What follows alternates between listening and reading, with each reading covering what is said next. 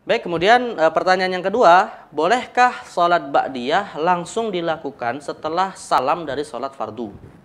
Ya, memang dalam konteks melaksanakan sholat ba'diyah, yaitu merupakan sholat rawatib yang dilakukan setelah sholat fardu. Tentunya yang dimaksud sholat ba'diyah setelah sholat fardu di sini adalah sholat yang dilakukan, sholat sunnah 2 rakaat ataupun nanti bisa ditambahkan 2 rakaat yang lain, dilakukan setelah sholat fardu, setelah sholat zuhur, sholat maghrib dan sholat isya, karena tidak ada sholat ba'diyah untuk sholat asar dan sholat subuh. Tetapi yang menjadi pertanyaan adalah, bolehkah kalau kita misalnya setelah sholat fardu, misalnya setelah sholat zuhur, setelah membaca salam assalamualaikum assalamualaikum, langsung berdiri mendirikan sholat sunnah ba'diyah? Nah, dalam konteks ini memang ada larangan yang secara eksplisit Nabi SAW melarang kita melakukan hal tersebut. Ya, dalam hadis yang diriwayatkan oleh Imam Muslim dari Muawiyah bin Abi Sufyan, dia pernah mengatakan, pernah bercerita, anna Rasulullah SAW amarona alla tusalla salatun bisalatin hatta natakallama au nakhruj.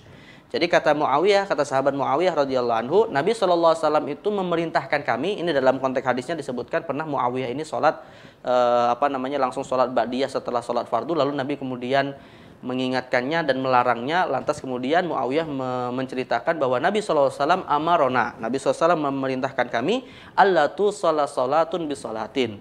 Nabi SAW memerintahkan kami agar jangan menyambung sholat dengan sholat yang lain. Jadi yang dimaksud di sini adalah menyambung sholat fardu dengan sholat ba'diyah. Sampai setelah kita sholat fardu itu, kita kemudian memberikan jeda antara dua sholat itu dengan berbicara atau dengan keluar dari masjid.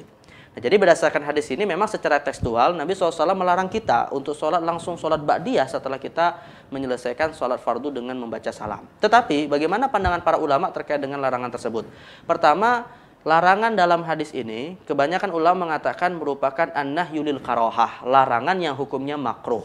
Dan juga mereka sepakat meskipun itu dilakukan, sholat ba'diyahnya adalah sah. Artinya kalau ada orang yang kemudian setelah salam langsung dia mendirikan sholat ba'diyah, sholatnya dinilai sah, tapi dia melakukan sesuatu yang dimakruhkan, dan artinya makruh itu dalam arti tidak dianjurkan untuk dilakukan, namun sholatnya dianggap sah. Jadi larangan itu bukan membuat seseorang menjadi melakukan sesuatu yang haram atau sholatnya tidak sah. Jadi sholatnya sah namun hukumnya makruh.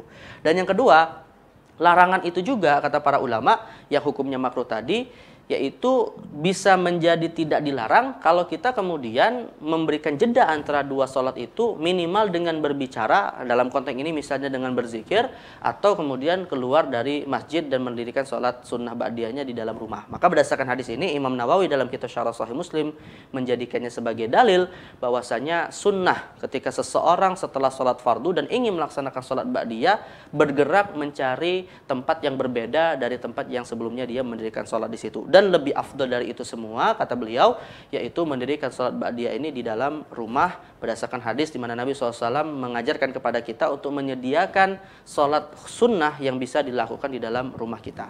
Nah, jadi sabda Nabi tadi menjadi dasar bahwasanya agar tidak makruh maka dengan melakukan hal-hal seperti itu. Dan yang terakhir, para ulama juga sepakat yang dimaksud dengan tidak boleh menyambung antara dua sholat di sini maksudnya adalah antara sholat fardu dengan sholat sunnah, yaitu misalnya antara sholat 5 waktu dengan sholat ba'diyah setelahnya. Adapun kalau sholat yang disambung antara dua sholat sunnah, maka tidak ada larangan untuk melakukan hal tersebut.